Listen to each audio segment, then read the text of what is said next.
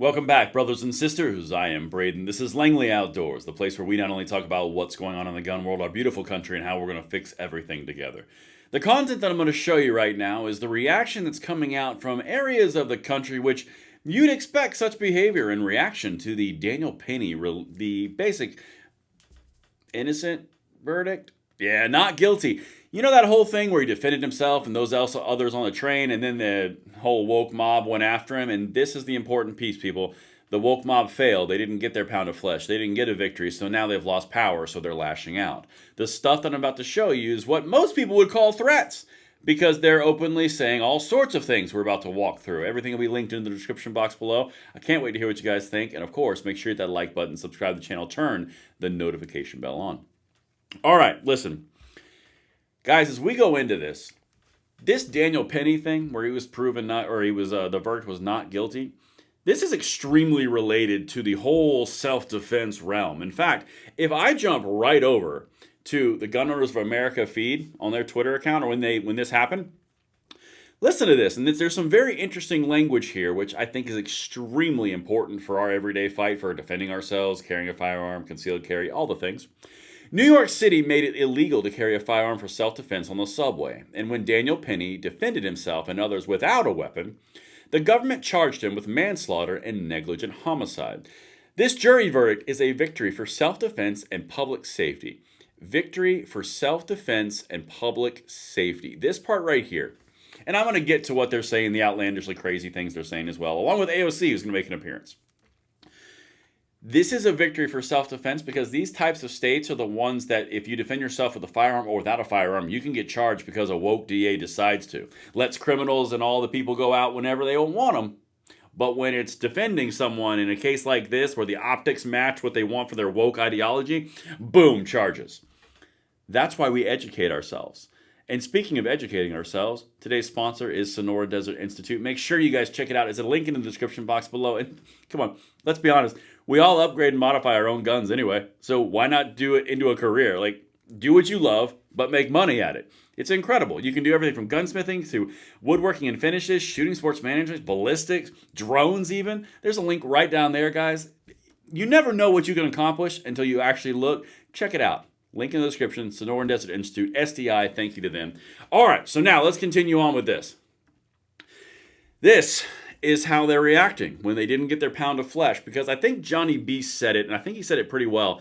The era of the BLM, the era of the weaponized legal status is pretty much winding down, and they are not too happy about it. In fact, listen to this, because in some cases, you might call this a few words. This would describe a few actions if you looked like this. But anyway, let's keep going. Because to be real, they didn't even try.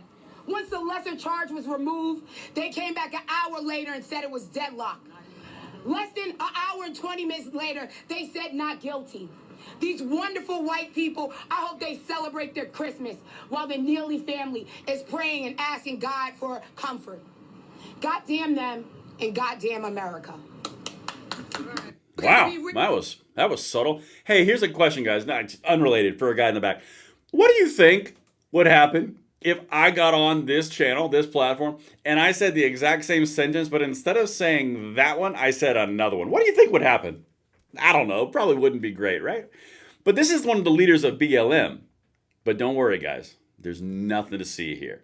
These are the people that want you to pay for basically the crimes of defending yourself and others. This is the direct tie-in to the 2A space. Everything that we do, all the stuff that we cover is all tied back to the Second Amendment and these rights that we hold so dear. This is a perfect example. In fact, that wasn't just a one-off. Look at the other one, and then we'll go to AOC, the paragon of wisdom. Listen to this one. This is another one who's calling for very specific actions. Just like everybody else has vigilantes, we need some black vigilantes. That's right. People want to jump up and choke us and kill us for being loud.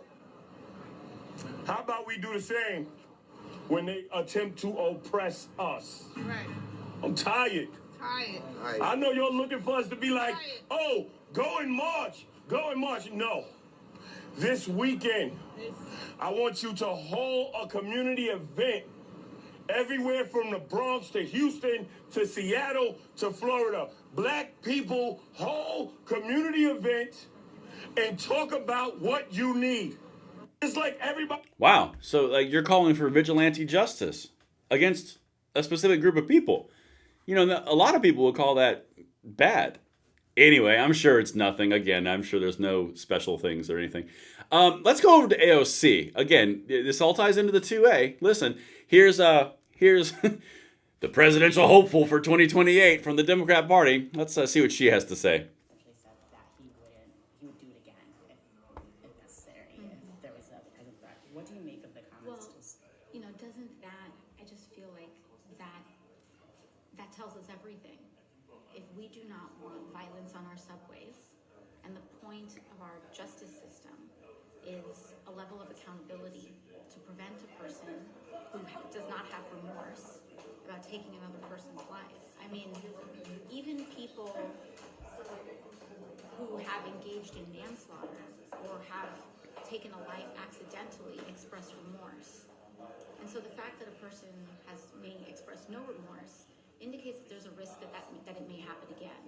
And if we do not want to unleash that level of violence, then we should exert a level of accountability to prevent that from happening again. She was whispering in a hall for some reason. I don't know why. But basically it was, we should arrest people if they don't show guilt or remorse for doing the right thing and defending other people on a train.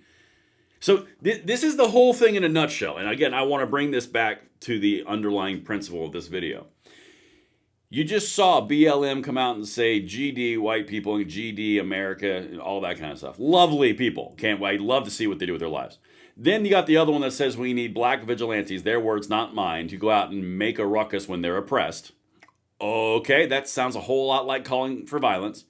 And then you've got AOC, who's coming back and saying, well, we should really take accountability for people who don't necessarily show remorse and say that they would do something like that again. Yes. See, the problem that she's not understanding is she's thinking that, oh my God, he wants to kill somebody. He has no remorse for killing somebody. Nah. What he did was he said, I don't have remorse for doing the right thing and defending others. It's unfortunate that I had to do that, but I still defended others, which ties back to the Second Amendment. In these blue states, you have something called duty to retreat. Not all of them, but a lot of them. Duty to retreat puts you in the exact same position as Daniel Penny if you defend yourself or others when you could go the other way. So, for example, someone has a knife on you, you have to walk back the other way and find a window before you can defend yourself. If you don't, then you're in jail because the person came after you with a knife and you stood your ground and defended yourself. That's why they hate stand your ground laws, because literally it's standing your ground. This entire thing is bigger than just Daniel Penny defended somebody on the subway and then he ended up killing the person and he's not convicted and he was proven not guilty. That's different than what they're trying to... I'm trying to land this plane to say it's the same principle. Okay? You've got 2A space, you got, well, in this opinion, in this point, just MMA space. But the whole underlying principle remains the same. Defending yourselves and others, you're going to get penalized if you're in a blue city. If you're in a red state or a red city, you're going to get a slap on the back and say, you defended people, good job, here's a medal or a key to the city. In a blue state, the victim gets punished if the victim defends themselves because it wasn't their fault. And AOC's here to tell you that, well, maybe we should just take accountability. The ultimate irony, the fact that there's no accountability whatsoever to get these people in these predicaments anyway. But other than that, I don't know. Let me know what you guys think in the comments below. I'll see you on the next one. I'm Braden. See you later.